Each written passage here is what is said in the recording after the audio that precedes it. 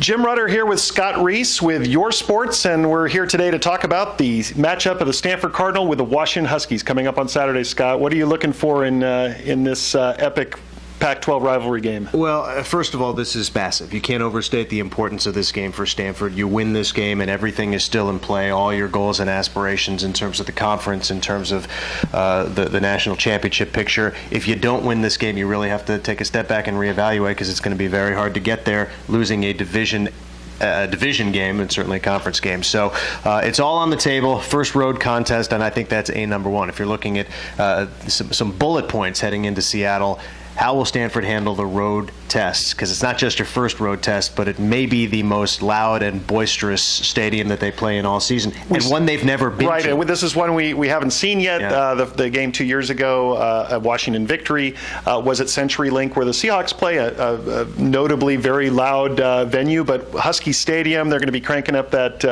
air raid siren. We can expect that. I would assume a sellout crowd and a pretty rowdy group supporting their Huskies. Yeah, the players are really undaunted. You talk to them, they'll obviously have the music blaring at 11 this week during practice, but they'll use a lot of silent counts, a lot of hand signals, and my concern is less the noise of Seattle than it is cleaning up, I think, what we've seen at home in the first 3 games in terms of getting plays in a little late, in terms of a couple of delay of game and some false start penalties. Those are the things that the crowd intensity is just going to magnify, so you got to keep it clean. And obviously we're going to focus on this year's team, but going back to that game 2 years ago, that's one that still sticks in the Cardinal craw. Losing a game against a team that played well that day, but that we probably should have beaten. There wasn't much of an offensive rhythm for the Cardinal, had trouble scoring points. Defense was scoring more points than the offense. And so that one kind of is a game that we look back in hindsight and say there's one that kind of got away from us. Without question.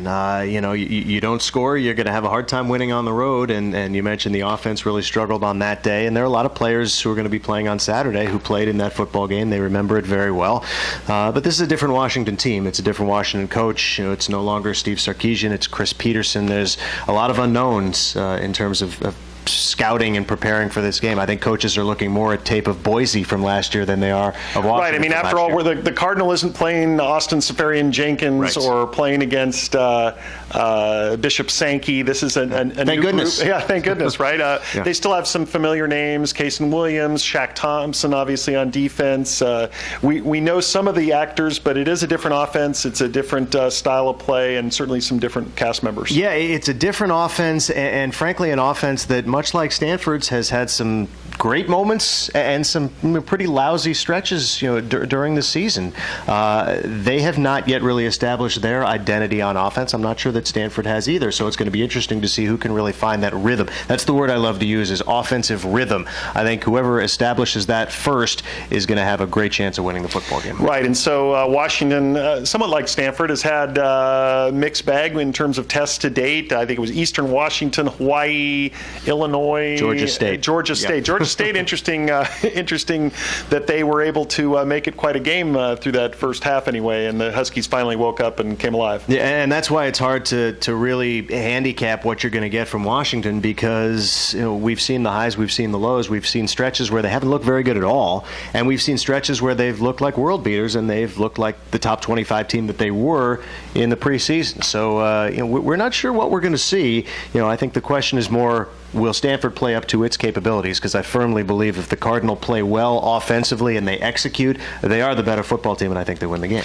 And I think certainly Vegas would agree with you. I think Stanford's have been approximately a 4 or 5 point favorite in this game, even playing on the road in a tough venue. So that says a lot about the respect that people have nationally for this program, and the fact that they expect them after a bye week to come out healthy and determined to maybe prove some naysayers wrong about offensive efficiency. And they should. And the bottom line is everybody's is buying into the Stanford defense, and rightly so. It's number one in the nation, and you can look at that and say, well, 2 of the games were against subpar opponents, but show me a team across the country, a top 25 team that hasn't played a couple of subpar opponents in the first few weeks. Stanford is still number one relative to everybody else. They played well. Well, of course, Stanford now going into a tough stretch on the road. This will be crunch time for that defense as well. They haven't yet unveiled their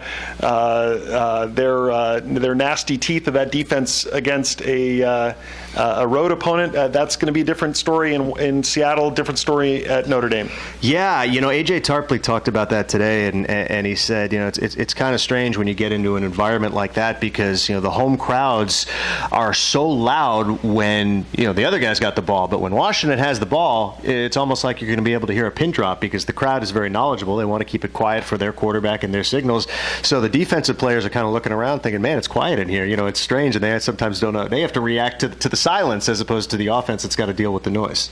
Right. So if you were going to look at, let's say, the most important things for Stanford to establish here, what's your wish book? There's three things that jump out. One is the home crowd, and we talked about that. How will Stanford handle the road environment? Number two is the running back rotation. We still don't know. You get Ramon right back, and from what Coach Shaw said, he's going to have a significant part in the game plan, and as well he should. And I think ultimately he's going to wind up being that short yardage back, that 3rd and 1 kind of guy when Stanford needs the tough yard. And the third thing is the X factor for Washington. This kid John Ross, he wears number 1. He's a wide receiver and kick returner, but he is electric. He's one of these guys, kind of LaMichael James-esque. Every time he touches the ball, DeAnthony Thomas, you've got to be concerned that he's going to take it 80 yards. He's the real deal. You've got to really contain on kick coverage, and you have to be aware of where he is when he's a wide receiver. And you've got to think the Washington game plan is to make sure he's involved on special teams and all, because otherwise he may not get enough touches to impact the game otherwise. So, yeah, Ross, I've seen him in person. It was impressive. He looks like he has several gears beyond the norm, and Washington, obviously, a talented club. Would you say that Washington is feeling pressure in this game, playing at home against a team that they've already beaten once? Now it's going to be looked at as, was that a fluke? Can they really, with a new coaching staff, can they replicate that against a legitimate top 15 team? Yeah, I don't think the pressure stems from anything that happened last year or the year before for either team. I think that the pressure for Washington is the same place as the pressure for Stanford. Is you want to get out on the right foot. For them, it's their first conference game. They've got a long road ahead of them if they want to contend in the Pac-12 North with Stanford and with Oregon certainly as the two front runners. So they know they've got an opportunity to knock off a top 15 team at home, and I think the pressure is we win this game and oh my gosh, we're in incredible shape. We lose this game and well, maybe once again it's a great start for Washington, and then you wind up somewhere middle of the pack. Well, we'll know more Saturday. Washington Huskies entertaining the visiting Stanford Cardinal. We know how we feel about the game. Now it's time to see what actually happens.